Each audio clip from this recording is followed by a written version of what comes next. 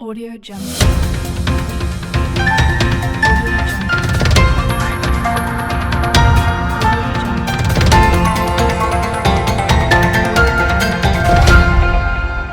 Audio Jungle.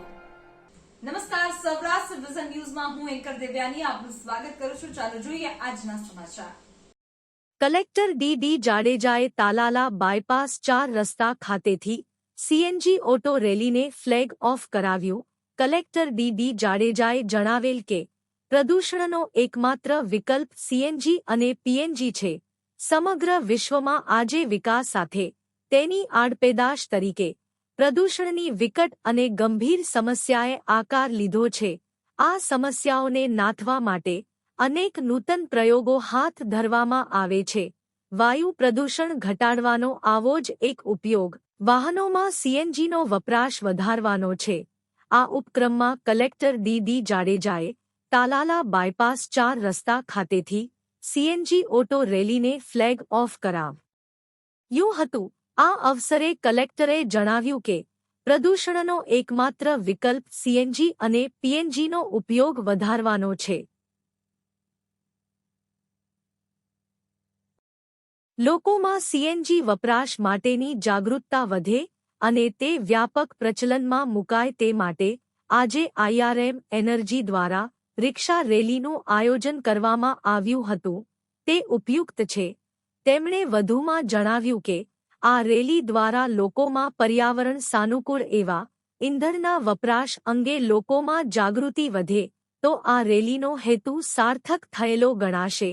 દેશના વડાપ્રધાન Narendrabhai Modi gas આધારિત ઇકોનોમી પર પણ ભાર મૂકી રહ્યા છે, ત્યારે ક્લીન અને ગ્રીન એનર્જી દ્વારા પર્યાવરણની વધુ સારી સુરક્ષા કરી શકાશે તેમ તેમણે વધુમાં જણાવ્યું હતું. આ અવસરે આઈઆરએમ એનર્જીના મેનેજર હાર્દિકભાઈ ડોડિયાએ જણાવ્યું હતું કે કેડિલા ફાર્માસ્યુટિકલની સબસિડરી કંપની એવી આઈઆરએમ એનર્જી ગીર સોમનાથ જિલ્લા અને દીવમાં 15 સીએનજી સ્ટેશન ચલાવવા સાથે 5000 ઘરેલું ગેસનું વિતરણ કરે છે. આ રેલી વેરાવળના ઉર્જા સીએનજી સ્ટેશનથી શરૂ થઈ હતી અને Veraval bus station, Bhalka, GIDC, Somnath અને તાલાલા જેવા મુખ્ય સ્થળોએથી પસાર થઈ 60 કિલોમીટરના રૂટને આવરી લઈ પરત ફરી હતી. આ કાર્યક્રમમાં આરટીઓ અધિકારી સર્વ એનજે ગુજરાતી, એમ.એ. કાકરેચા, અગ્રણી મહેન્દ્રભાઈ પીઠિયા, વિક્રમભાઈ પટાટ સહિત બજાજ ઓટોના પ્રતિનિધિઓ, આઈઆરએમ એનર્જીના કર્મચારીઓ અને રિક્ષા ચાલકો ઉપસ્થિત રહ્યા હતા. Report Devabhai Rathod, reporter, Gir Somnath. કાર્યક્રમ હતો અને પોલ્યુશન બચાવવા માટે શું પ્રયાસ કરો? જે પોલ્યુશનનું પ્રમાણ જે વધે છે અને એનો એક સારો વિકલ્પ સ્વચ્છ પરિણામ માટેનો એ પીએનજી સીએનજી છે અને માનનીય વડાપ્રધાનશ્રી દ્વારા પણ આને પ્રમોટ કરવામાં આવી રહ્યું છે.